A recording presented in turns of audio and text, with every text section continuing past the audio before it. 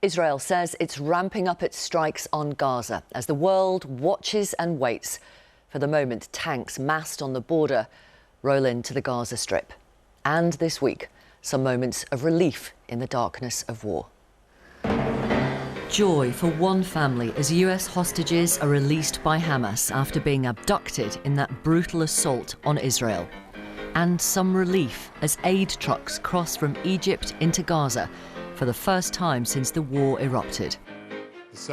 It follows a week of diplomacy as leaders from around the world race to stop this conflict spreading. We cannot give up on peace. We cannot give up on a two-state solution. An explosion at a hospital in Gaza, still heavily contested, threw those efforts off course. Rishi Sunak flew to the Middle East to give support to Israel. We will stand with you in solidarity, we will stand with your people, and we also want you to win. Thank you. While back at home, the political sands look to be shifting. Labour Party, 11,719 votes. Two historic by-election victories put Sir Keir Starmer potentially on the path to taking Rishi Sunak's place on the global stage after the next general election. People are fed up to the back teeth with 13 years of decline under this government. As this horrific conflict continues to cause suffering for so many, what will it take to solve it? And how can our politicians play their part? With us in a moment to talk about what might come next is Immigration Minister Robert Jenrick. After Labour's big by-election wins, Lisa Nandy could soon be representing you all over the world. The Shadow International Development Minister is with us from Salford. As the UN calls conditions inside Gaza catastrophic, we'll speak to Dr. Hanan Ashrawi, a woman who has spent decades at the heart of Palestinian politics. And we'll talk to Israel's former Prime Minister, Naftali Bennett.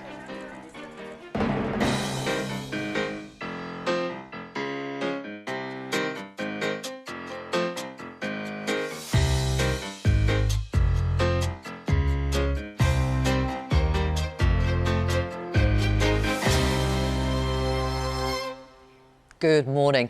You might have seen, by the way, that we were going to speak to Israeli President Isaac Herzog this morning.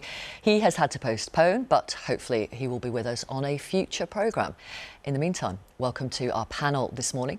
Jasmine El-Gamal, a Middle East expert who advised the Obama administration.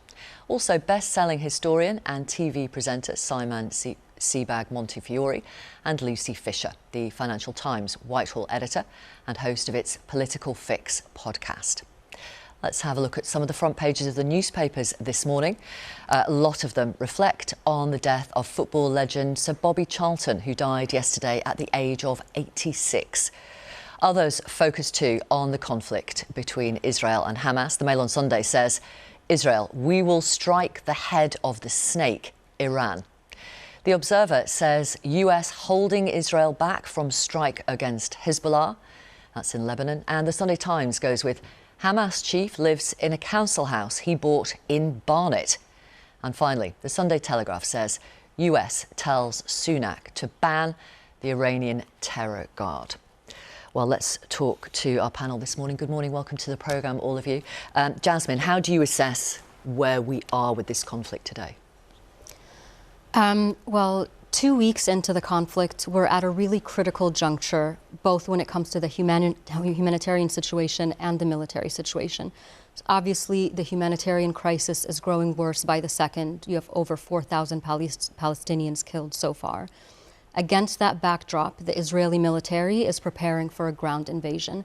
Over 300,000 troops have been mobilized, and the Israelis say they plan on going in and dismantling and destroying Hamas. At the same time, in the West Bank, so this is just in Gaza, settler violence against Palestinian residents has been increasing as the Interior Minister of Israel has armed those settlers with assault weapons, calling them a civil defense force of sorts. And then finally, in terms of the region, the US is sending additional assets to the region, preparing for what could be an all-out regional war if Iran or Hezbollah get involved. And that, unfortunately, today is not something that we can take completely off the table. So how likely do you think that is to happen? It depends on so many factors, but I think it mostly depends right now on the deterrence capability of the U.S. to Iran and to Hezbollah. They have these military assets there. It's giving a huge sign, and there's also been conversations behind the scenes to say, listen, you do not want to be a part of this. You do not want to get involved with this. Simon, you're an expert on the history of the region. What can history tell us about where this might go next? Well, I mean, first of all, one's got to say, dark times. You know, the Hamas kill raid on Israel, killing civilians, was the greatest atrocity against Jewish people since the Holocaust, and really belongs in Jewish history with the pogroms in Russia in the 1640s, in the early 20th century, and the Crusades. You know, the slitting of throats, the raping of women, the taking of hostages, all unprecedented, really. In terms of the state of Israel, it's the greatest crisis that the state of Israel has faced since independence in 1948. Israel has to scatter Hamas and launch an incursion into the Gaza, but it has a huge responsibility to do so surgically and to respect Palestinian civilians, and that every Palestinian civilian matters as much as an Israeli civilian, and Hamas is not the Palestinians. So that is an essential point. In the wider conundrum for Israel is how to do this, respecting civilians, and yet at the same time deterring Hezbollah in the north, as Jasmine says. In the bigger picture, they must be able in the future to talk to their Arab friends in the moderate world, in the Arab world. That is the future of the Middle East.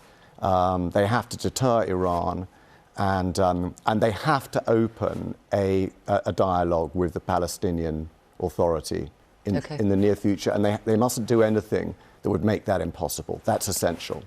Lucy, can I ask you about domestic news, if I may? Obviously, the by-elections this week, a double triumph for Labour. Where does that leave Sir Keir Starmer? Where does that leave Rishi Sunak?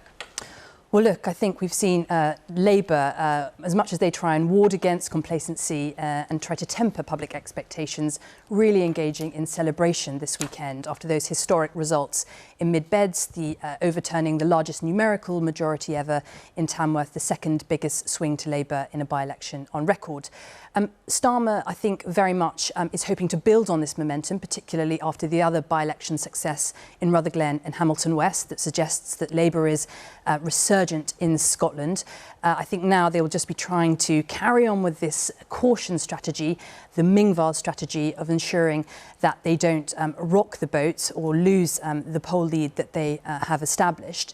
Things are very gloomy in Conservative circles. Rishi Sunak is under severe pressure following the defeats this week. He's looking at demands from particularly the right flank of his party to forge ahead with tax cuts, something he's not wanting to do because the public finances are so tight. There isn't the headroom to fund such tax cuts.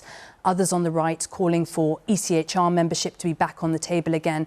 So look, for fast forward to next month, we've got the King's speech, his party urging him to make bigger, bolder moves. We've got the autumn statement, the pressure for tax cuts will be on.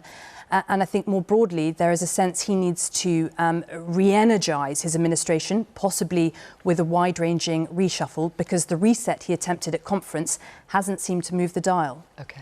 Thank you for the moment. We'll be back with you very soon. Thank you. We'll obviously be asking Robert Jenrick about the pressure for tax cuts from some within his party a little later in the programme.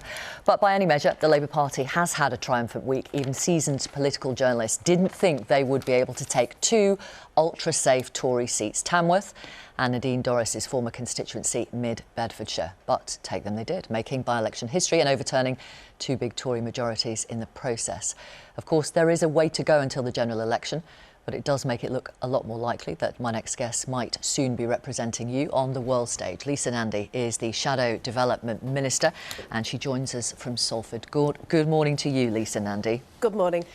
Now, the Prime Minister has written in one Sunday newspaper today that, quote, "We all need to see all water supplies to Gaza restored where physically possible." Does Labour agree with that? Absolutely. There was a humanitarian crisis in Gaza long before the appalling events of October the 7th. And there's now a humanitarian emergency that is threatening to tip over into catastrophe. There's a real issue about the scale of the aid that has gone in. There was a brief window of light over the last 24 hours where we saw 20 trucks go across the Rafah crossing, but there's no corridor through Gaza at the moment so that can reach people in northern Gaza, and most importantly, there's no agreement on fuel. And there are serious practical challenges to overcome in order to resolve that, particularly because if there's no fuel, the water can't flow and the hospitals can't power up. Right. So you want water supplies restored and Israel should let fuel in? Well, there's a practical issue about fuel that is currently being dealt with. I spoke to the UN humanitarian coordinator about this in the last 48 hours. The problem with fuel is that Israel is clearly very anxious about the prospect of Hamas getting their hands on the fuel and using it to launch rockets, but the UN and Egypt and others are trying to broker a solution to that would ensure that fuel stays safely in the hands of the United Nations and aid agencies and is used for the purposes it's intended. But I can't stress the seriousness of this. There are currently incubators being turned off in hospitals for newborn babies because there isn't sufficient fuel to be able to keep the power on, and we've got to make sure that is resolved within hours, not days. If Israeli troops do manage to eliminate Hamas, who should run Gaza after that? Well, I think these are longer-term questions for the people in Gaza, the Palestinian people, for the international community to help broker, and of course for Israel as well. But do you have a vision? Does the Labour Party have a vision? Well, do you want to be representing Britain after the next election? What is your vision? Well, our vision remains two states living peacefully side by side. But at the moment, particularly for Palestinians, for a long time, that has seemed like a very distant prospect indeed. And when we've resolved the immediate crisis, when we've got hostages out and sufficient amounts of aid in, we need to look at the longer term picture. There was a peace summit in Cairo yesterday which laid bare the difficulties with doing that in the current environment. Minds are very much focused on the humanitarian emergency in Gaza and the plight of the hostages right now. But again, in the short term then, do you think Israel should have a strategy about what happens to Gaza after a ground incursion? Well, we don't know what's going to happen in relation to a ground incursion. There's been talk about it for days. What we do know is that within hours we've got to significantly scale up the amount of aid that is going into Gaza: food, medicine, water and fuel. And we've got to make sure that we elevate the efforts to release the hostages, many of whom are in a very critical situation at the moment without access to the medication that they need. Longer term, what we need is the same sort of sustained effort between Palestine and Israel that we've seen in the region in relation to the Abraham Accords. There is a strong view amongst the Palestinians that same effort has not been made on the issue of a two-state solution, and we've got to show not just that we can keep the flame of hope alive through careful, sustained diplomacy, but show real progress, and that will be a priority for the next Labour government.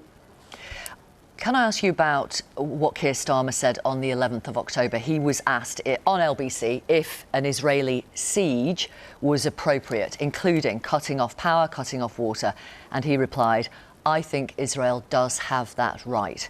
Why did he say that? He's clarified that this week, that he was answering the previous question and then went on to talk about the importance of international law.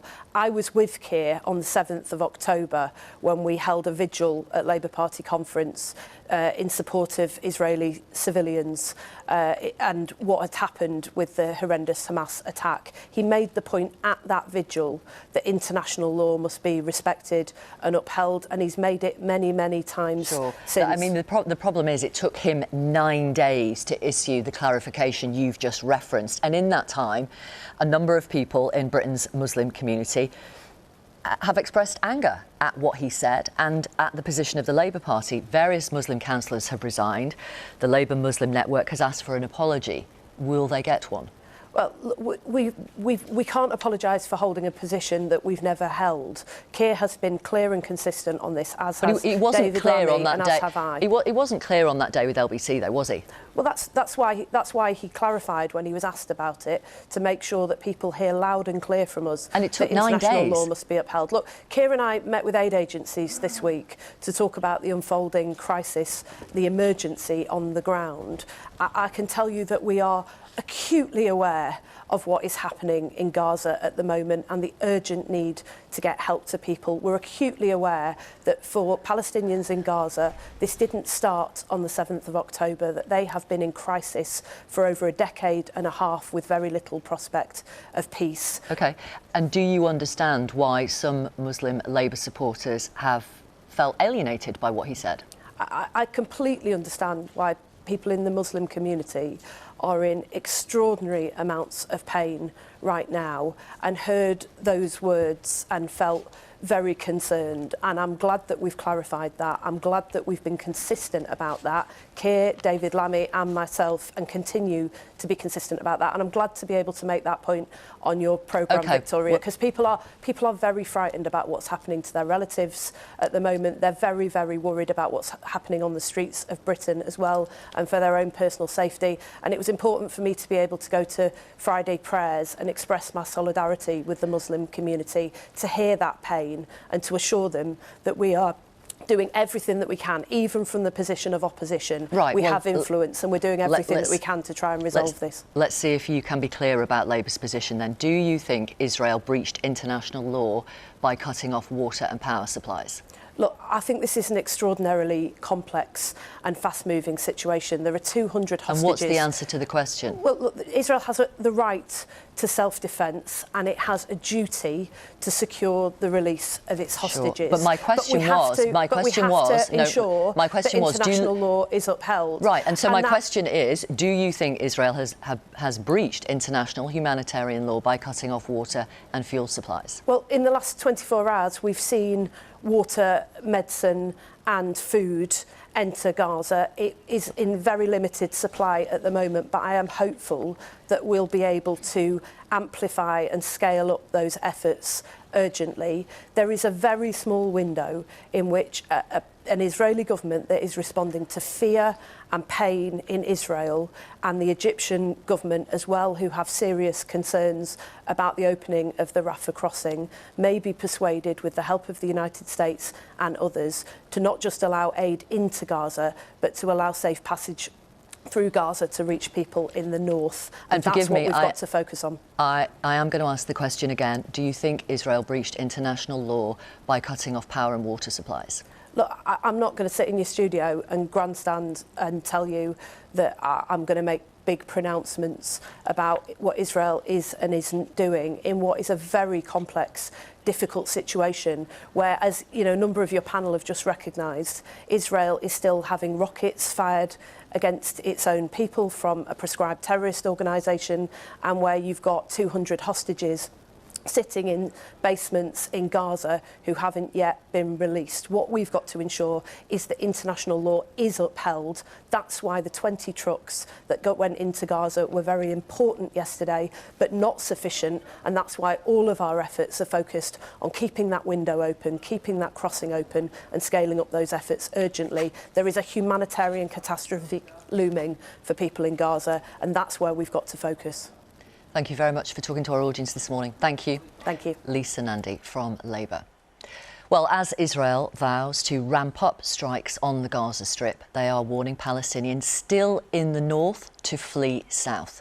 Meanwhile, the United Nations has described conditions in Gaza as catastrophic. I've been talking to Dr. Hanan Ashrawi, a veteran Palestinian politician who spent decades campaigning for Palestinian liberation. I asked her for the latest on what's happening in the Gaza Strip. There is really a genocide in the making. The people are not just besieged and bombed and homes demolished, and more than half of the people, 1.2 million, are now homeless, displaced and terrified. There's no water, there's no electricity, there's no food, there's no medicine, no medical supplies, and no fuel. So they're worried that the Hospitals will run out of fuel to run the generators. They have about 13,500 injured.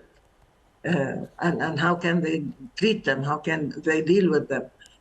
Hospitals have been bombed, schools have been bombed, homes have been bombed and shelled, and universities have been bombed and shelled. It's incredible. This is total devastation. It's beyond catastrophe. I don't know what it is. There's a deliberate attempt at the total destruction of all requirements of a normal life. The Israeli government would absolutely reject that. As you know, they are targeting Hamas and their military structures. They say they do not target civilians and that they have a right to defend themselves in the wake of the Hamas massacre on Israeli people. If you call that a massacre, you should see all the massacres that happened to the Palestinians. If you use the logic of revenge, then certainly since the creation of the State of Israel, we have been subject as Palestinians to a series of massacres. What have the actions of Hamas meant for the chances of any resolution to this long-running conflict? Well, we've tried several times, the PLO, the national program, everybody tried to have a negotiated settlement, and it didn't work because Israel insisted on continuing with its occupation, continued with its land grab, its home demolitions, its assassinations and killing of people. And that's what really prevented any kind of peace agreement. I wonder if perhaps if all the hostages, all the rest of the hostages held in Gaza were released immediately and unconditionally, that might help. And look, we don't like to see any hostages, any civilian hostages taken. We as Palestinians have been held hostage since 1967. 80,000 Palestinians have been killed. 1 million have been imprisoned. We consider all our prisoners hostages. I wonder if you do have to acknowledge the barbarity, the brutality of the attack on Israelis in southern Israel by Hamas before this can move forwards. Oh, God. I mean, I can't believe I'm hearing the same thing over and over again. This is a preoccupation with the Western media because something happened to Israel for the first time in its history. Everybody's up in arms and its victims have to condemn themselves. Israel has been doing this to us for decades. Piecemeal, day in, day out, people killed, homes demolished. And we're telling you how many Palestinians have been killed by a brutal Israeli occupation. Total siege in Gaza, total destruction and land theft in the West Bank. Nobody brings Hamas spokespeople, Israeli spokespeople and say, do you condemn this? Isn't this brutal? Isn't this genocide? Isn't this? No. But the moment people under siege, look at Gaza. It's an area where people haven't had a day of normal life. And then when they lash out, when they break out, immediately all sorts of horrific labels are used. Were the Israeli citizens legitimate targets? The problem is using, as I said, this logic. I just want to be clear. I just want to be clear. Are you saying that the Israeli citizens were legitimate targets? No, I don't believe in civilians being legitimate targets at all. At all. In the same way as we are not legitimate targets of Israel. Our homes, our lands are not at its disposal. Our freedom, our rights have been denied. No, don't put words in my mouth. Okay. Never. Civilians are never legitimate targets. But what I'm talking about is the double standard. Okay. Israel is an occupying power. This has to be acknowledged. Israel has been torturing the Palestinians since 1947. It is time this stops without constantly looking for excuses and blaming the victim. Thank you very much, Dr. Ashrawi. Thank you for being with us this morning. We appreciate your time. Well, listening to that was Immigration Minister Robert Jenrick. Good morning to you. Good morning. Your reaction, first of all. Well, we abhor violence and the loss of innocent lives on both sides of this terrible conflict. We do believe it is absolutely essential that Israel has the ability to defend itself, to secure its people after the murderous, barbaric attack by Hamas. And ultimately, it's by degrading and eradicating Hamas, that both Israelis and Palestinians will have a path to peace. Now, on Friday night, 2 US hostages were released, as you know. Rishi Sunak today, writing in a Sunday newspaper, says the first thing we must do is support the families of British victims and get the hostages back. How confident are you that you will be able to get British hostages out? Well, the first thing to say is we should celebrate the release of 2 innocent civilians who are now out of the appalling situation that they're in. We are working intensively with all our partners across the region to secure the release of British nationals who are being held hostage by Hamas. Are you confident that will happen? Well, I can't comment on the specific cases. I hope you can understand that. It's just too serious a situation to do so. These things are best handled privately and quietly, but what the families of those people should know is that the Prime Minister and the Foreign Secretary are doing absolutely everything they can, and that's one of the reasons why they've been talking to our partners across the region, raising that at the highest level, including important interlocutors like Qatar, to try to secure their release. There are also British nationals trapped in the Gaza Strip. Do you know how many? Are you going to be able to get them out? And what is it that's stopping people with British passports and other foreign passports being able to get out of the Gaza Strip? Well, we have a list of British nationals who are in Gaza. Those are British passport holders and their dependents who have registered with the Foreign Office.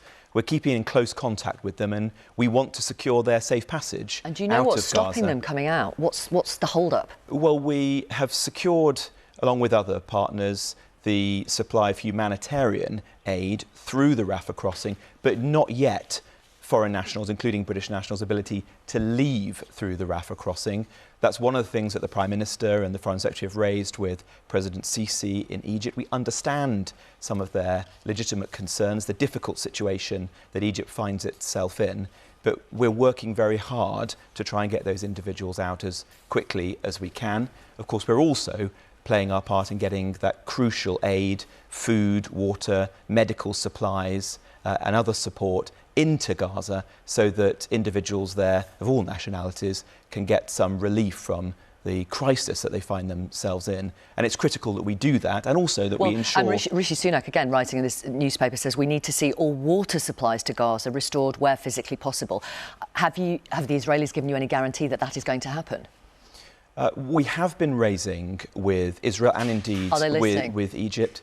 Well, Israel doesn't want to see innocent Palestinians suffer. Their war is with Hamas, which is a murderous terrorist regime. But turning off the water affects all Palestinian people, not just Hamas. Well, as I say, the good news is that the first aid has now got through. No, I know that. And we've contributed to that by raising it at the very highest levels. We want to see much more than that, because that's just a welcome first step, and we're coordinating very closely with the United Nations. One issue is to ensure that Hamas don't divert any of the supplies that are provided, particularly energy supplies, for their own activities, and that what does go into Gaza exclusively goes to support the innocent civilian population. Rishi Sunak has been visiting various countries last week. James Cleverly was at that peace summit in Cairo yesterday.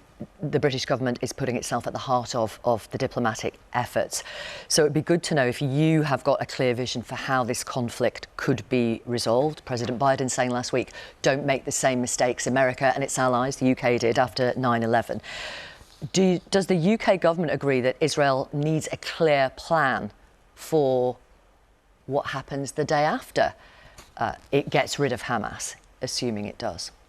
Well, this is one of the reasons why the Prime Minister has been engaging with all of our partners and allies throughout the region. And we do think that the UK has a role as a very close friend and supporter of Israel, but also a close partner of a number of other countries in the region. The first step is for Israel to be able to secure its borders and to degrade and eradicate Hamas. And after that? They need to do that, if I could just say, they need to do that in a surgical way that respects the civilian population in Gaza. After that, of course, we want to work towards a world in which there are two states, Israel and Palestine, free of the tyranny of Hamas, in which the Israeli and Palestinian people can live side by side. That is a long way off today. It is. So let me ask you about the middle bit. The actions of Hamas. Let's imagine Hamas is destroyed. Who replaces Hamas to govern Gaza? Well, I'm not going to speculate on the options, but those are conversations that are being discussed by international leaders. But Does the British government have a view, a strategy, a vision? Well, we are working with our partners, but I'd say that there is a crucial first step here, which is that we've got to get Hamas degraded, eradicated out of Gaza, because it's impossible to see a way to peace when you have a regime running Gaza which is dedicated to the destruction of Israel and to the murder of Jewish people. Right. So that is the essential and that's what Joe Biden was talking about. To moving forward. About not doing this, making the same mistakes as the UK and the US and other allies did. Post-Saddam Hussein. There was no plan for post-Saddam Hussein, and that's what I'm asking you about post-Hamas. If Israeli troops manage to eliminate Hamas, the Israelis have said they won't be responsible for life in the Gaza Strip. The Palestinian Authority have indicated they won't go back into Gaza. There needs to be a plan, doesn't there? There does, and that's why the UK is playing a leading role in this. And have you got an idea of a plan? But that's not something that we or indeed Israel have spoken publicly about. What we want to do is to listen to the views of Israel and to leaders within the Arab world. I think that's incredibly important and is something that perhaps didn't happen in the conflicts that you've spoken about in the recent past. We want to listen and use the unique role that the UK actually has, which is an interlocutor that is trusted both by partners like Egypt and a number of the Gulf states, but also, of course, crucially by Israel. But as I say, the first step, which has to happen, is that Israel have to be able to act to defend themselves and get rid of Hamas. Yeah. Should Britain accept refugees from Israel and Gaza, like we did Ukrainians, if they want to come here? Well, I think that for the reasons you've just described, that's a bit premature. The first step... Why? Because at the moment we're still working with Egypt and others to get British nationals out of Gaza, and we're trying to get aid into Gaza. So that's what we have to do. And if we're in the position whereby Gazans or Israelis want to flee and want safe haven in the UK, would you set up a scheme similar to the one the UK did for Ukrainian people? Well, I don't think that the first step that the UK should do when there is a conflict or a humanitarian disaster around the world is to reach for migration as the solution. I wasn't suggesting it would be the first step. The best thing that the UK can do in these situations is to use our diplomatic heft and to use our very generous and significant international development aid budget to support people in places like Gaza. And that is what the UK intends to do. We're coordinating closely with the UN and looking to see whether there are more things that we could do on the humanitarian front in the coming days. That's our priority at the moment. Right. Let's talk about domestic news. Obviously, last week's by-elections, they've been described by Professor Sir John Curtis, the elections guru, as spectacular losses for your party. You've had 48 hours now to reflect on what happened. Does the buck stop with Rishi Sunak? Well, we're all disappointed by those results. Of course we are. And does the buck stop with him? Well, Rishi Sunak is the Prime Minister, but we're all in government responsible for the Conservative Party and what we're doing to deliver for the British public. I think the Prime Minister is making good progress. We're working extremely hard. We have the right priorities which match those of the public. The key thing is that we actually deliver on those priorities. Sure. Where do you see progress? Because we certainly didn't see it on Thursday night, did we? Well, in terms of what we are delivering for the public, I see that inflation is starting to come down. I see that the economy is growing. In my own brief, I see that we're beginning to make progress on stopping the boats. Numbers are falling substantially. It doesn't seem to be having any effect, though, if you look at what happened in Tamworth and Mid-Beds. I mean, in Tamworth, Labour overturned a majority of almost 19,000. In Mid-Beds, a majority of 25,000. Well, with all due respect, I wouldn't read too much into by-elections. Governments tend to lose by-elections. I was elected in a by-election 9 years ago, and at that point, the Conservative Party hadn't won a by-election in government for 25 years. They are massive majorities with double-digit swings. Are you in denial? I think we all have to listen to what the voters are saying in those by-elections, but we also shouldn't read too much into them. My sense is that the public are undecided. They're certainly not sold on Keir Starmer.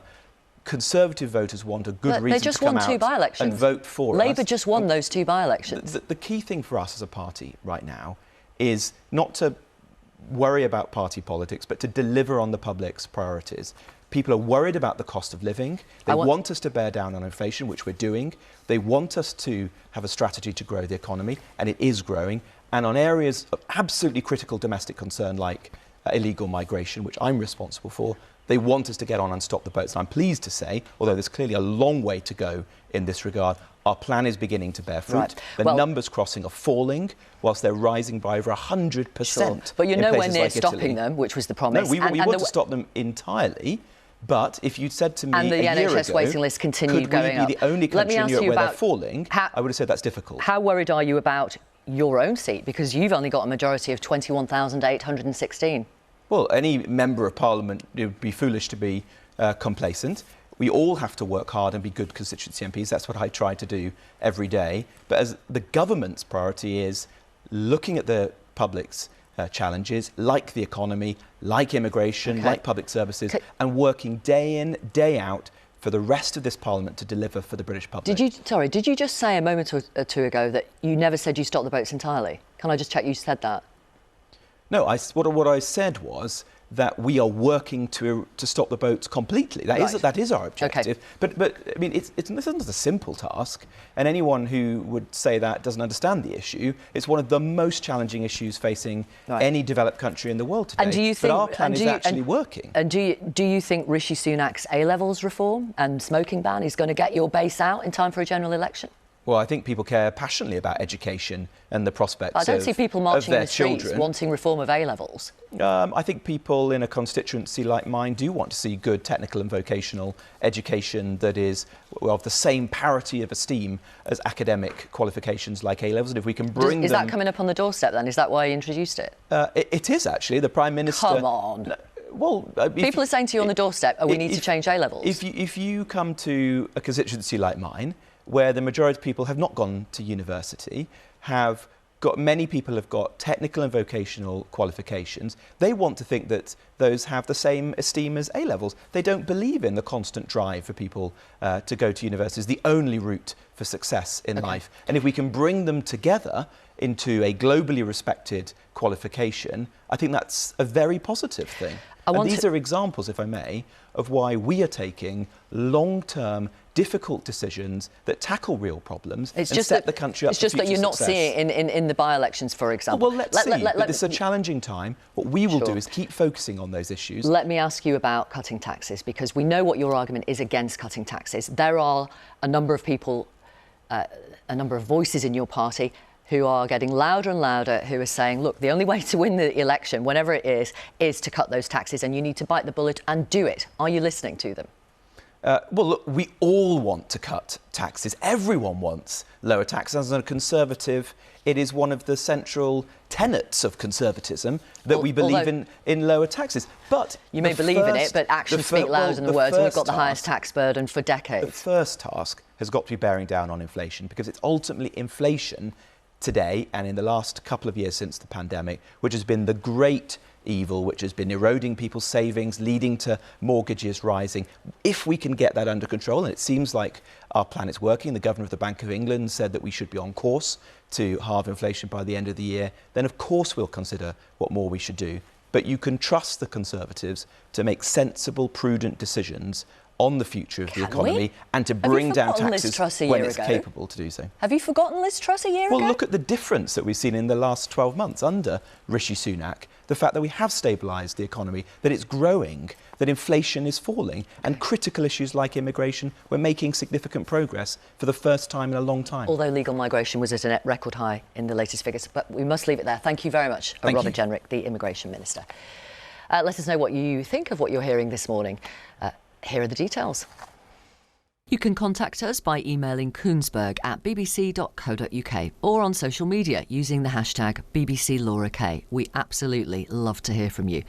And if you want to read the headlines as they unfold, just go to the BBC Live page. It's bbc.co.uk/news. Well, we started this morning by asking how this conflict can be resolved. A lot of that depends on Israel's plan for what comes next. Former Prime Minister Naftali Bennett was leader of the Jewish Home Party and has described himself as more right-wing than the current Prime Minister, Benjamin Netanyahu. And we can talk to him now. Good morning to you. Good morning. I wonder if you can tell us where you think Israel is right now with the imminent ground invasion. Well, our objective is for the citizens of Israel to be able to return to their homes in the south and to have the hostages released. That's our goal. And we want to be able to live with security and peace. The families here in the town of Sderot and tens of thousands of other families to know that never again will they be under rockets, terror attacks, etc. from Gaza. The implication of that is that we need to demilitarize Gaza. And that's the stated goal of the government. Okay. Well, So we are planning a counteroffensive against this Hamas, ISIS type organization. So we saw 2 US hostages released, and I wonder, does a ground incursion into Gaza make it less likely you will get the rest of the hostages out? Well, there's no option but to eradicate Hamas. And if anyone has a better idea how to eradicate this Hamas, ISIS, let me know. But do you? That's what I'm asking you is, does it make it harder to get the hostages out?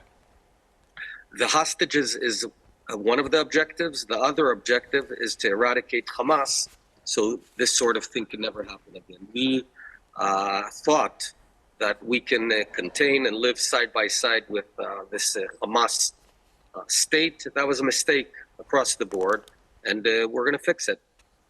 Writing in the British press this morning, the UK Prime Minister Rishi Sunak says Palestinian people in Gaza are suffering terribly at the moment. Our Foreign Secretary says that the 20 aid trucks that went in to Gaza from Egypt was a good start. Will more aid be allowed in? Look, the world can come and help the Gazans. That's none of our business. Our business, and the Israeli government is allowing that sort of aid in. But my approach is humanitarian for humanitarian. It has to be reciprocal. And we right now have hundreds of Israeli citizens, including 5-month-old babies, held hostage. So if we're focused on humanitarian, it has to be reciprocal. And I would tie the two. I mean, I understand that, but it is your business, isn't it? Because you have to clearly demonstrate that your fight is with Hamas and not with the Palestinian people. So what is your question? You said it wasn't your business, the humanitarian situation of Gazans. No, we are not responsible for Gaza, just like you're not responsible for France. If others want to take care of the Gazans, that's theirs to do. They got a full-blown Palestinian Gazan state in 2005. But we handed over the entire. Hold on, we handed over the entire area. We pulled out our soldiers. We expelled the Jews living in Gaza and gave it to Mahmoud Abbas. And there was no siege or anything. The problem is that from days after that, they started shooting rockets at us. But you do control the borders. You do control the borders. And so cutting off water, food, fuel affects all Gazans, not just Hamas. Let me be clear now. We have an ISIS state next to us, okay? And, you know, this ISIS state, we are experienced in terror. Yes, we were surprised, but we will win. But the West is next. You know, if you think that it's not going to hit London, you're mistaken. It will. Radical Islam terror will hit everywhere. We saw ISIS kill a couple of fans in Brussels just a few days ago. You're next. So we're fighting a war that ultimately needs to and will defend the rest of the world from radical Islam. I understand that. Now, I understand that. We're focused, and here's what we're doing on the humanitarian side. We have told all the Gazans from northern Gaza to move to the south before we take action there, because our goal is for Gazan civilians not to die. We deliberately go out of our way to prevent that from happening as far as we can. The problem is that Hamas, ISIS, is using them as human shields. Right. But our big lesson is that we're going to defend ourselves. Sure, I understand that, and I hear your words very, very clearly. You will know that the head of the UN and many others have said wars have rules. And forgive me if I quote some of the Geneva Convention to you. Article 43, basic rule. The parties to the conflict shall confine their operations to the destruction or weakening of the military resources of the adversary and shall make a distinction between the civilian population and combatants and between civilian objects and military objectives. So That's exactly what we're doing. That's exactly why we are allowing the civilians to evacuate before pounding them. We're doing the opposite. It's not exactly what you're doing. No, wait, you asked the question. Would you let me answer? Go ahead. What Hamas, ISIS did is they entered roughly 30 communities. Whenever they can, they butchered babies. They burnt them alive. They pulled a baby out of pregnant moms and then beheaded the baby, beheaded the mom. They raped young girls. This is what we're dealing with. And with all due respect, I think that Geneva Conventions, first and foremost, tell a country, you need to defend yourself. And we will defend ourselves. We're going out of our way. I know that last week a hospital was fired by Islamic Jihad that fired a rocket on it, and BBC said that it was Israel, but it wasn't Israel.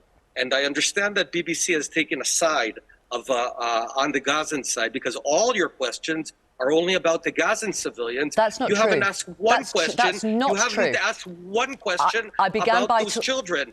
From the very beginning of this interview, you just are asking me about them. Mr. But Bennett, it seems that you is care not true. little about our side. Oh, it is. Mr. What Bennett, question did you ask me about our side? I began by talking about the hostages. And what I'm asking you about now is... No, I'm not talking about the hostages. I'm talking about the babies that were murdered. And you keep on caring only about one side, but that is the BBC way. But let me tell you something. We're here protecting you. We don't need your protection. And if you think there's a balance here between two equal sides, then you are lacking moral clarity. And BBC, I must say, is lacking moral clarity. What you guys did last week, shame on you. Before we spoke to you, Mr. Bennett, I spoke to a veteran Palestinian politician, and I asked her about the massacre of Israeli citizens in southern Israel. I want to ask you now about the long-term strategy. Who runs Gaza? Let's say the Israeli military manages to wipe out Hamas. Who runs Gaza the day after? Well, I assume they'll develop civilian leadership based on the localities and on the Gazans themselves, but it won't be Hamas. Right.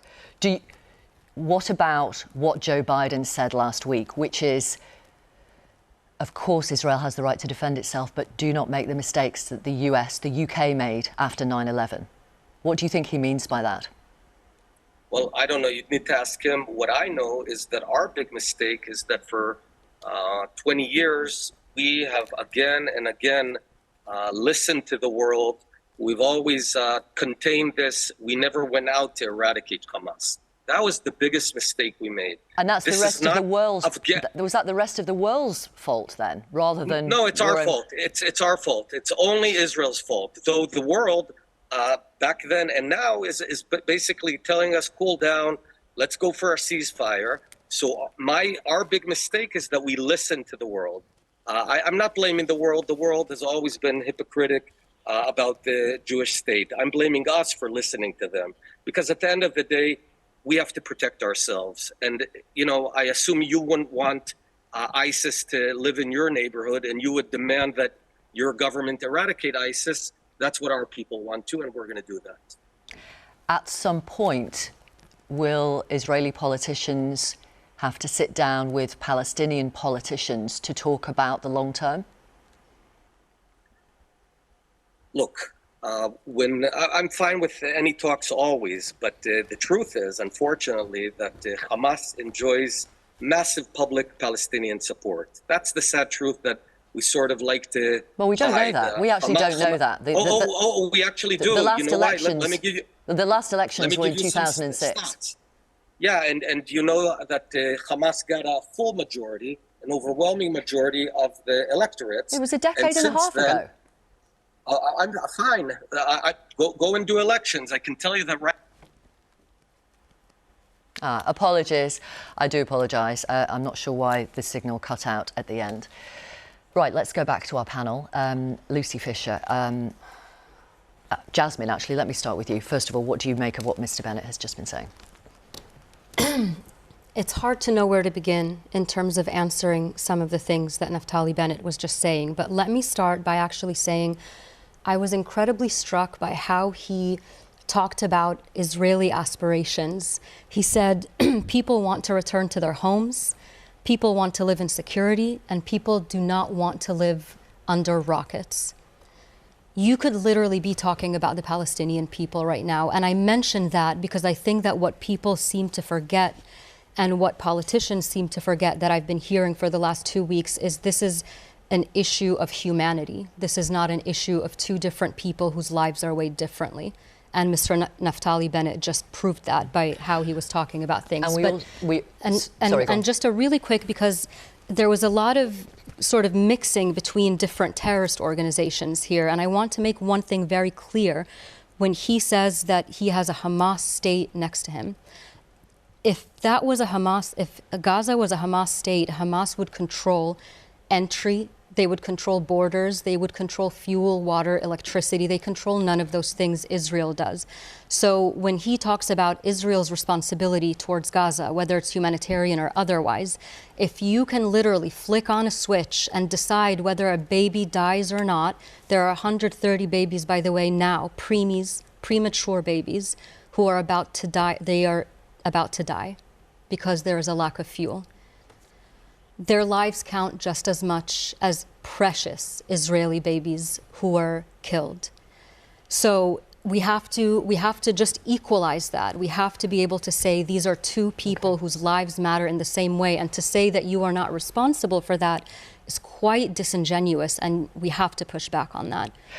I wonder, Simon, from what we've heard this morning, both from Naftali Bennett, from Dr. Hanan Ashwari, and also from Robert Jenrick, who is representing the government this morning, do you hear anything about a long-term strategy? I mean, there's a lot has to be done right now. It's extremely difficult to fight your way into this territory. I really listened to this time, and I think more people should, to moderate Arab voices from the Arab world. There was a speech this week by Prince Turki bin Faisal, one of the sort of most respected Saudi statesmen, and he, who knows the Arab world better than many of the commentators here, who many of whom actually have been sympathetic to Hamas.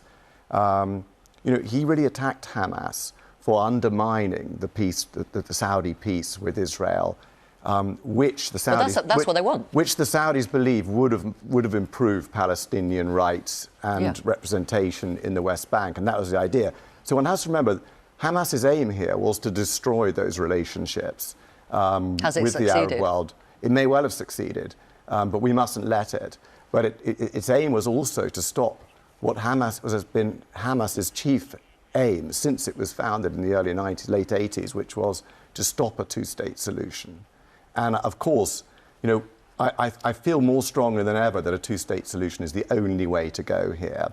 But it's going to take a few years after this tragedy. But I would say one thing, Jasmine, which is of course, Israel does control the borders of Gaza. But considering that, Hamas did manage to get a massive amount of military hardware into that state. And when one listens to Arab voices in the like Prince Turki bin Faisal, and also the brilliant female Arab interviewer at Al Arabiya, Nasha Nabil, who interviewed Khalid Mashal this week. I'm sure you saw it. We should all listen to these interviews because she accused him of using, and this is an Arab, I think she's a Saudi interviewer, you will know. She accused him of using the Palestinian people as human shields. This is an Arab commentator, not an Israeli commentator. And she said that, how many people are you going to kill, you're going to get killed by this kind of completely disgusting, barbaric operation. And his answer, which was very important, is he said, Russia lost 30 million people to defeat Germany. So that's sort of, that is Hamas's he seemed to be suggesting that many Palestinian lives would be lost in this cause. Hamas is a terrorist organisation that's deliberately using the Palestinian people. Where do you think, Lucy, the diplomacy goes next? Because there is so much to do. Well, there's so much to do. We've seen a flurry of that this week. Arab partners, Western leaders, Biden, Sunak flying into the region for talks. I was really struck that after the hospital explosion in Gaza on Tuesday, Jordan cancelled a summit with Egypt, with the Palestinian President Mahmoud Abbas, with Joe Biden. And I think that just shows how diplomacy is really at the mercy of events. You know, we can see these sort of talks, derailed very easily. I was struck listening to both Robert Jenrick and Lisa Nandy today on the show, not willing to even give voice to some of the options for a long-term strategy of how Gaza is governed. I wasn't particularly convinced by Naftali Bennett's idea, well, some solution will come from Gaza itself. I think we need to hear from Israel a bit more detail in coming days about what they are planning. We've heard in the past 48 hours or so their suggestion that they will cut ties altogether. That could mean that they cut the electricity supplies that they gave heretofore before the most recent siege, as well as stopping any Gazans being allowed over the border to work. So it really does feel like the enclave is just going to be completely cut off from the entire world unless a solution is found. What do you want to see happen next?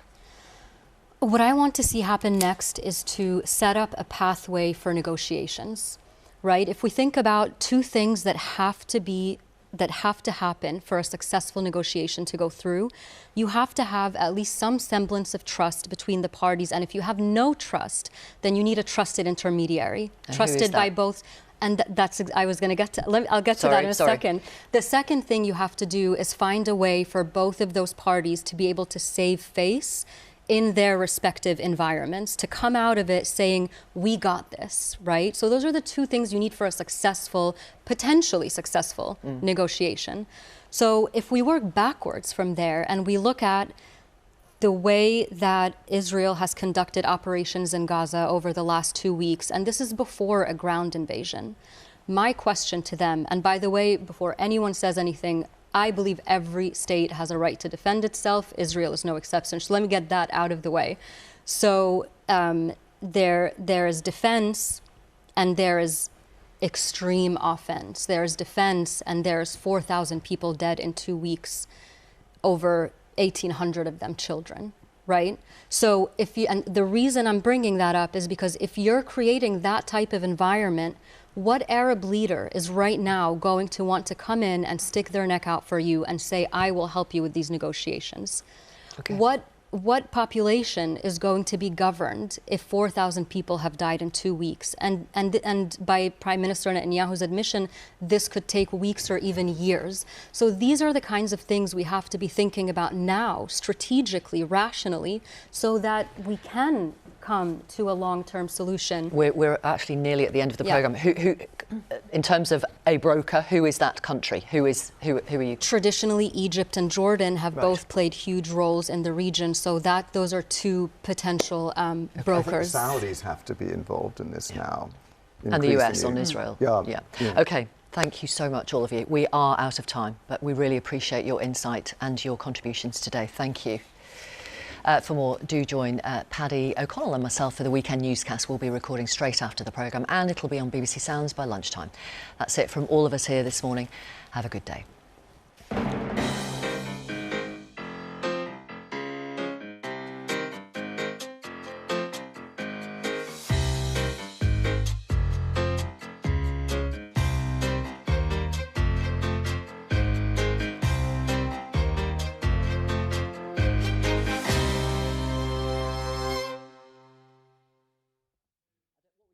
The BBC and the